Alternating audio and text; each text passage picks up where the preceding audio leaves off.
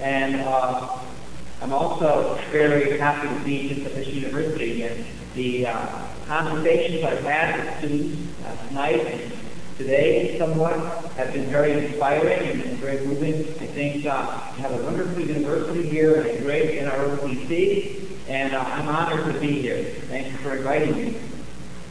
Let me begin then. In 1941, Father Maximilian Kolbe, a Polish friar from Warsaw, was arrested for publishing anti-Nazi pamphlets and was sentenced to Auschwitz. There he was beaten, kicked by shining leather boots, and whipped by his prison guards. After one prisoner successfully escaped, the prescribed punishment was to select 10 other prisoners who were to die by starvation as punishment for the escape. As 10 prisoners were pulled out of line one by one, Father Kolbe broke from the ranks and pleaded with the commandant to be allowed to take the place of one of the condemned, a Polish worker with a wife and children who were dependent on him. "I'm an old man, sir, and good for nothing," said Father Kolbe. "My life will serve no purpose," he pleaded. His offer was accepted. He was taken, stripped, thrown down the stairs into a dank, dark basement, and with the other 9 prisoners left to starve. Now, usually prisoners punished like this spend their last days howling and shrieking, attacking each other, and clawing the walls in a frenzy of screams and curses. But this time, something unexpected occurred. Instead of vituperative screams and curses, those outside heard the faint sounds of singing coming from the death chamber. For this time, someone wrote, the prisoners had a shepherd to lead them through the shadows of the valley of death. The Nazi guards were utterly astounded to see the men they were killing by starvation at peace with themselves, quietly singing hymns just before they died. To keep one's heart and head in love and courage in the midst of horror and degradation, not letting oneself become degraded, but answering hate with love, that's a miracle of moral heroism. A few weeks later, several stormtroopers, along with a doctor and a prisoner who gave us reports, entered the basement to remove the bodies.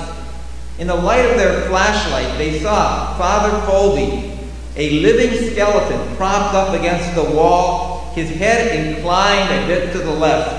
He had a smile on his lips, and his eyes were wide open with a faraway gaze, as if seeing something invisible, something that was invisible at least to the stormtroopers. A needle injected poison into Father Kolbe's arm, and in a moment, he was dead. He was starved to death by the Nazis, but not before he had aided the other starving prisoners in facing their own death. Now, high altruistic ethics, the kind held by Socrates, Plato, Aristotle, the Stoics, and Jesus Christ, and illuminated in this century by the story of Father Kolbe, has been under attack in recent years by such philosophers as Ayn Rand and Susan Wolf and many others. These ethicists do not reject morality altogether, but contend that we can overvalue morality. They advocate a minimal morality, of which traditional rule-governed ethics such as Hobbesian contractualism is a paradigm. Many forms of contemporary ethics tend to be minimalist of this kind, calling us to adhere to a core of necessary rules in order for society to function, but saying that you can spend too much time being a goody-goody and and forgetting about your own psychological development, which is non-moral. There is a morally free zone, something identified with our prudence and self-interest plans. Classical eudaimonistic ethics, or the ethics of perfection you might call them, or if that's minimal ethics, this would be maximal ethics. Going back to these philosophers I mentioned earlier, Socrates through the Stoics, presupposes two different theses against the minimalist theory. First of all, the perfectionists say morality covers all of human life and is unrestrictively pervasive within it. There is no separate moral free zone, and prudence cannot be separated from morality, at least not altogether. The good really is good for you, so that the better you become, the truly more excellent you are. Aristotle said that it is primarily moral excellence that lifts us above the animals. That we are animals, but the human animal can reach perfection and become far beyond anything else in creation by developing his or her excellence, both moral and intellectual, but basically moral.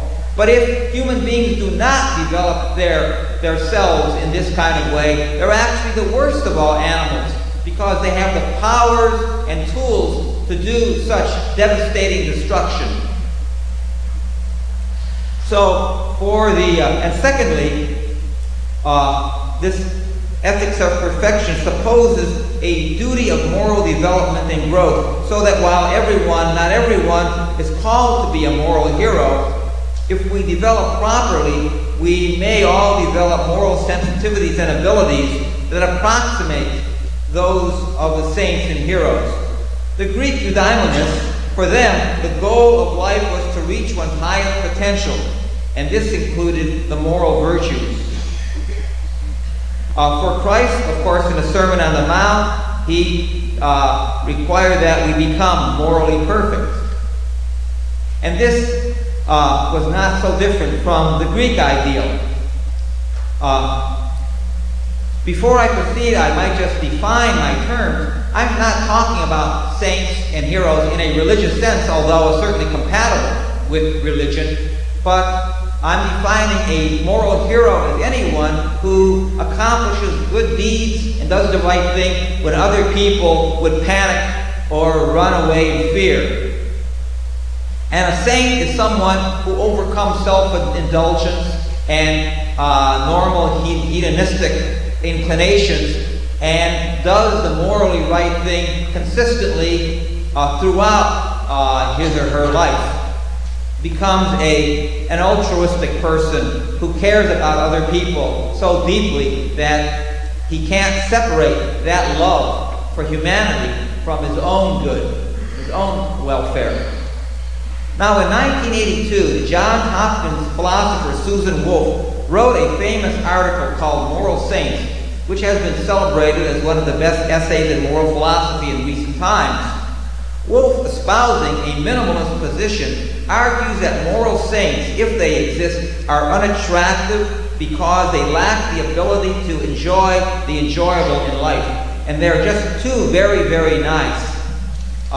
In essence, they're boring people. They don't develop their self because they don't develop their abilities in music, literature, sports, and the like.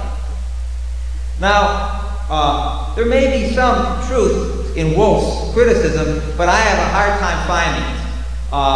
Since, in my experience, moral saints and heroes are the most interesting people in the world.